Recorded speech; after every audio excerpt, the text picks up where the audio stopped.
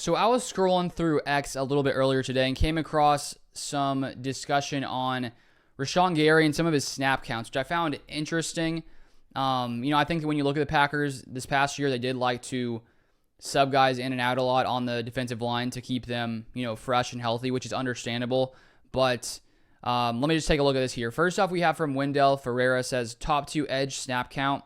He goes through here 2019 through 2024, and you can see in 2019 and 2020, Zadarius Smith, 83.85% of snaps. Preston Smith, 2019, 83.65. 2020, Zadarius, 83.54. Preston Smith, 79.26. And then it drops for a few seasons. I think that's under Joe Barry, 63.86, 63.11. Preston Smith gets more in 2022. And then Gary and Preston in 2023, 65.89, 52.84. And then now to this year, Rashan Gary, 58.68% of snaps, and Kingsley Enagbare, 46.92% of snaps. So not a lot. And then let me read this from Ken Ingalls here. He has great stuff on the Packers salary cap. But he makes this point. Gary is a massive outlier compared to his top contract earning peers for snap counts. Something needs to change. If Gary can't stay on the field for conditioning or whatever, it's a problem. If the Packers are pulling him more often and isn't on the field, it's a problem. And then he posted this here. I'm not sure where this is from, if this is his or someone else's article, but it says here, there are 10 edge rushers making $21 million or more each year in the NFL who played football in 2024. Rashan Gary is one of them. Over the past 3 years, the average annual snap counts, injury adjusted, among his 9 peers comes in at 78.9%. Gary is playing only 59.5% injury adjusted over the same period. By far the least, and a staggering near 20% gap between him and the average of his top paid co-workers. His past 2 seasons averaged 54.8% of snaps while starting all 17 games each year.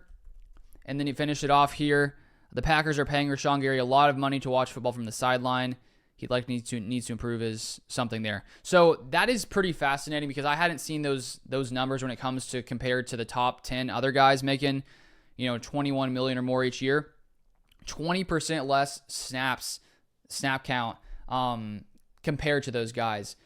And so I fully understand this idea that Jeff Hafley and the Packers like to sub guys in and out a lot, so that way when Rashan Gary is out there, he's playing at his top tier level. But you do wonder, if I think it would make more sense if the Packers' depth at edge rusher was much better. If you had guys playing at the same level as Rashan Gary, then I understand playing him a less amount of snaps. The thing is, when you look at some of these guys, it's not like a lot of these edge rushers on the Packers are that much more productive or close to Rashan Gary and his productivity when he's on the field. If you look at some of these different numbers, when it comes to Kingsley Enagbare, as well as Lucas Van Ness, they're just not as productive as Rashan Gary, who I think, this past year, he started off a little shaky. By the end of the year, I think he was playing a lot more, productive football. But when we look at some of these snap counts, when you look at just, pass rushing and some of these statistics here, if you look at the overall statistics, Brenton Cox had the highest win percentage, 14.8% per PFF. Gary, 12.2%. Lucas Van Ness, 9.5%. Kingsley Enagbare, 6.6%. So when you have Kingsley Enagbare, being the second highest in snap count and he's not producing at a high level, it makes you think that maybe Rashan should be out there at a higher amount. It does make you wonder, why aren't the Packers putting him out there more often? Is it just because they want him to be fresh, or do they have some other kind of concern? I don't exactly know what the reasoning is, but when you are paying a guy that much money, I feel like you would like to have him out there more. So I don't know if it's a coaching thing where that's just how Jeff Hafley likes to operate, or if, the Packers think that if he's out there, if Rashan Gary's out there more often, do they think that he's not going to be able to hold up as much? Do they think that, his play will drop off because he's putting in more snaps? I don't exactly know what the reasoning is. I feel like he would be fine if he played more snaps.